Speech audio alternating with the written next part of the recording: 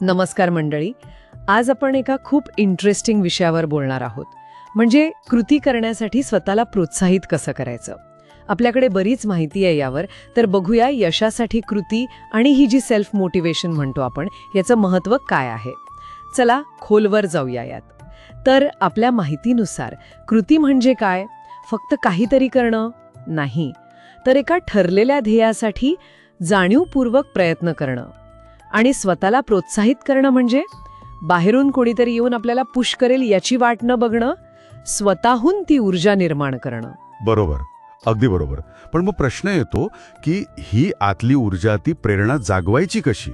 कारण अनेकदा आपल्याला माहीत असतं काय करायचंय, पण ते होत नाही, काहीतरी अडवतं आपल्याला. हो ना. आणि हे अडथळे कोणते यावर पण आपल्या माहितीत बरीच चर्चा आहे. पहिला आणि मला वाटतं सगळ्यात कॉमन म्हणजे आळस. ते उद्या करू किंवा अरे बापरे हे खूपच कठीण आहे असं वाटणं. आणि या आळसामागे पण अनेक कारणं असू शकतात. म्हणजे फक्त इच्छाशक्ती कमी आहे असं नाही. बरोबर. आणि दुसरा मोठा अडथळा अपयशाची भीती. मी फसले तर, लोक काय म्हणतील, ही भीती अनेकांना मागे खेचते. हो, आणि ही भीती किती खोलवर रुजलेली असते माहितीत. तर असंही म्हटलंय की अनेक लोक नवीन संधी फक्त याच भीतीमुळे सोडून देतात. खरंच. आणि मग तिसरा मुद्दा येतो स्वतःवर विश्वास नसणं. माझ्याने हे होणार नाही ही भावना. हे तर म्हणजे सुरू करण्याआधीच आपल्याला थांबवते. अगदी, सेल्फ डाऊट. आणि चौथा म्हणजे ध्येय स्पष्ट नसणं. नेमकं काय मिळवायचं आहे, कुठे जायचं आहे, हेच जर धूसर असेल तर माणूस सुरुवात कुठून करणार? बरोबर. दिशाच नसेल तर प्रवास कसा होणार? नेमका हाच मुद्दा आहे. आणि इथेच मग आत्मप्रेरणेची म्हणजे सेल्फ मोटिवेशनची भूमिका येते. या अडथळ्यांवर मात कशी करायची यासाठी आपल्या माहितीत काही मस्त उपाय सांगितले आहेत. हो, काय आहेत ते? पहिला म्हणजे मोठी ध्येय लहान, सहज करता येतील अशा टप्प्यांमध्ये विभागणं. रोजची छोटी छोटी उद्दिष्टे ठरवायची. ती पूर्ण केली की एक समाधान मिळतं आणि मग आत्मविश्वास वाढतो. अच्छा, म्हणजे बेबी स्टेप्स. हां. हो. आणि दुसरं म्हणजे सकारात्मक स्वसंवाद. म्हणजे स्वतःशी पॉझिटिव्ह बोलणं.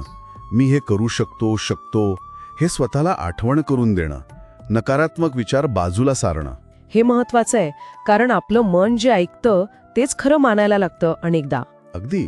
तिसरा उपाय म्हणजे प्रेरणादायी लोकांबद्दल वाचणं किंवा ऐकणं. यशस्वी लोकांच्या गोष्टी, त्यांची चरित्र, त्यांचे विचार, यातून खूप ऊर्जा मिळते. हो, म्हणजे आपल्याला वाटतं की अरे यांनी केले तर आपणही प्रयत्न करू शकतो. बरोबर. आणि चौथा जो मला खूप महत्वाचा वाटतो तो म्हणजे कृतीला सुरुवात करणं. अगदी लहानशी का असेना, पण सुरुवात करणं. कारण एकदा का तुम्ही कामाला लागलात की मग प्रेरणा आपोआप येते. ते म्हणतात ना, मोशन क्रिएट्स इमोशन. वा, हे खरंय. Motion creates emotion. म्हणजे कृतीतून भावना निर्माण होते. सुरुवात करणं सगळ्यात महत्वाचं. पाचवा उपाय आहे ध्यान आणि स्वअवलोकन. थोडा वेळ शांत बसून आपल्या स्वप्नांचा, ध्येयांचा विचार करणं. यातून एक स्पष्टता येते, फोकस वाढतो. आणि सहावा म्हणजे आपल्या छोट्या यशांची नोंद ठेवणं. एक डायरी किंवा जर्नलमध्ये आपण काय काय मिळवलं, काय पूर्ण केलं हे लिहून ठेवणं. जेव्हा कधी डाऊन वाटेल तेव्हा हे वाचून परत उभारी येते. अरे वा, म्हणजे हे सगळे उपाय खरंच खूप प्रॅक्टिकल आहेत. सुरुवात करणं, छोटे टप्पे गाठणं, स्वतःशी चांगलं बोलणं, प्रेरणा घेणं आणि यशाची नोंद ठेवणं. आणि मग या कृतीचे परिणाम ते तर खूप मोठे असू शकतात. म्हणजे समजा व्यायाम सुरू केला तर आरोग्य सुधारतं, अभ्यास सुरू केला तर ज्ञान वाढतं, नवीन संधी मिळतात. बरोबर. आपल्या स्वप्नांवर काम सुरू केलं तर एक वेगळंच समाधान मिळतं. अगदी. प्रत्येक लहान कृती, प्रत्येक लहान पाऊल आपलं भविष्य घडवत असतं. त्यामुळे प्रेरणा बाहेरून कुठून तरी येईल याची वाट बघण्यापेक्षा ती आतून कशी निर्माण करता येईल यावर लक्ष द्यायला हवं. स्वतःवर विश्वास ठेवा, ध्येय स्पष्ट ठेवा आणि पहिलं पाऊल उचला. हाच बदलाचा मार्ग आहे. तर आजच्या चर्चेतून हेच स्पष्ट झालं की कृती आणि आत्मप्रेरणा या एकमेकींशी घट्ट जोडलेल्या आहेत. फक्त स्वप्न बघून चालणार नाही, तर ती पूर्ण करण्यासाठी पहिलं पाऊल उचलण्याची हिंमत दाखवावी लागेल. आणि जाता जाता एक विचार मनात येतोय, आपल्या माहितीतूनच आलेला.